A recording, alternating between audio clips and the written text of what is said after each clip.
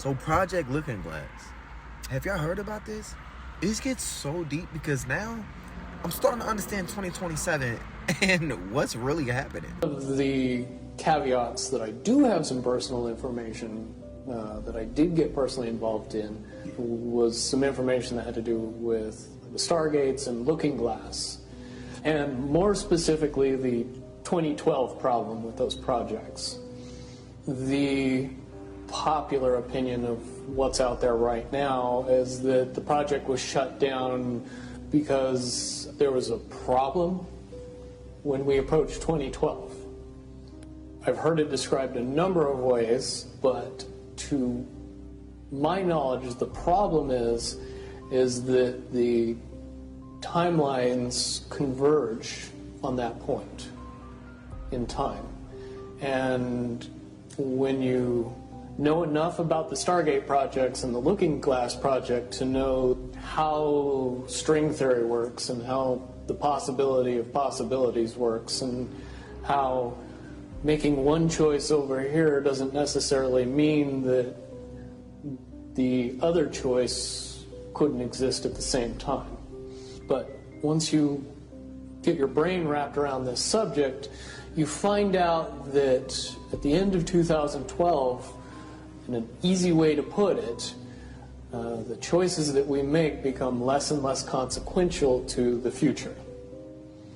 And eventually we're pushed into this bottleneck of time, no matter which choice we make. And that's important to the people that had access to Looking Glass because they would use Looking Glass knowing the choices that they would make and the future would pop up. The big mistake was coming up with the possibility of future. And when we started using a computer to say, well, if we make this choice, it's 79% possible that this scenario happens, and 23% are possible or whatever, using round numbers, that this scenario would happen.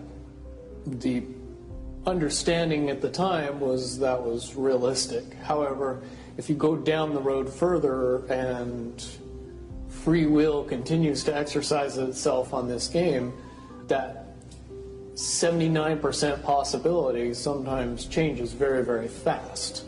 But if you look at the situation in a point of time, it seems very realistic that that's the greatest possibility.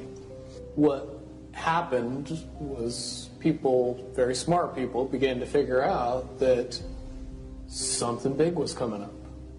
Something that made it so all the possibilities of all the future scenarios of any choice, any possibility that was fed in and observed through the Looking Glass inherently ended up in the same future.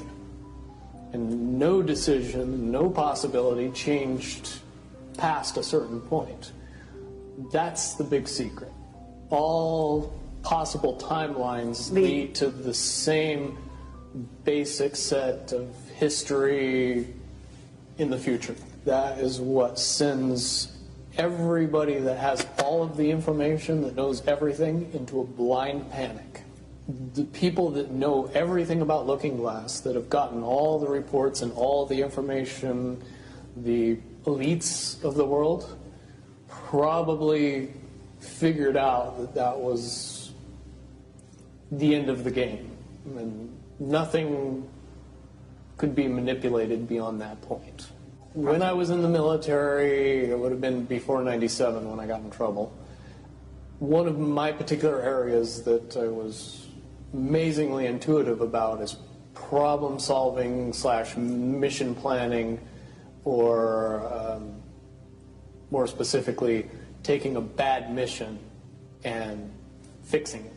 Certainly knowing how string theory and possible futures works makes it so you can work your mind very quickly to see the reality of what's happening and decide what decisions need to be made to change it for a particular outcome.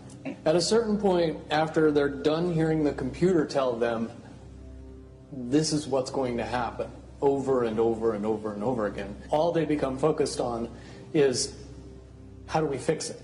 What I do know is that I was called in and asked to solve this problem, this timeline contraction problem. And I eventually did my due diligence and did all the investigating and basically only had one piece of information, and that was reinforcement. The computer's right. The timelines will contract down to some inevitable thing. There is an inevitable event. It's been forecast, it's been predicted, it's been fed to us in a slop trough of what they want us to believe will happen. They don't actually have control over what happens. They only have control over the reaction, and it seems that no matter what they try to do to cause their desired reaction, it's going to have an opposite effect. Much, much easier for me to explain today what that process is as opposed to back then. If I had to give it a name, I would say it's the awakening process. It's an evolution of consciousness that cannot, will not, and no matter what decisions or possibilities are injected into the equation, eventually it all resolves down to us all learning the truth and becoming aware of this massive dam of lies that has been built that keep us from knowing massive volume of information that we should otherwise possess. Essentially what happened with Looking Glass, not only did they not want people to use it anymore because they knew it was just going to burp out the same thing, but at the same time they didn't want anybody else to know what it was saying, I'm sure. Because that information was a monumental concern when I was in the military about how to prevent this inevitability. Now, at first I thought it was end of the world. Now I see end of the world as end of their world. The biggest cherry on top of all this conversation would be a synopsis to say that if I could convince everybody out there that for all intents and purposes, what we believe to be true eventually becomes true.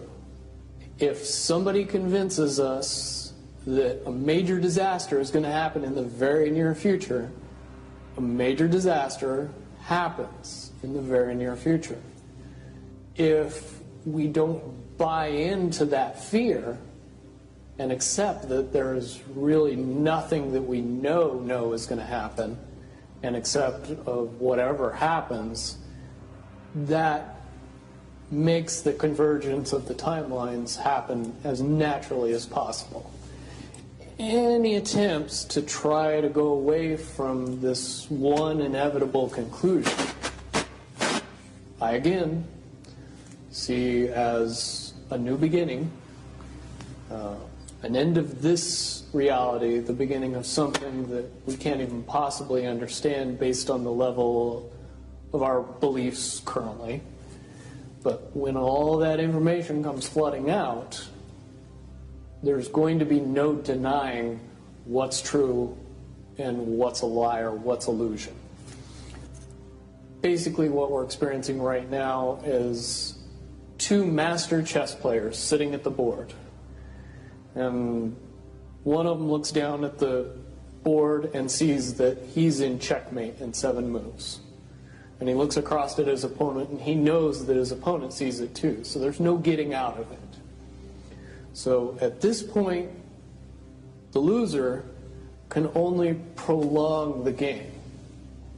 Both players know the game is over. It's only a matter of time before he does this, and then you're forced to do this, and then he's forced to do this, and eventually checkmate.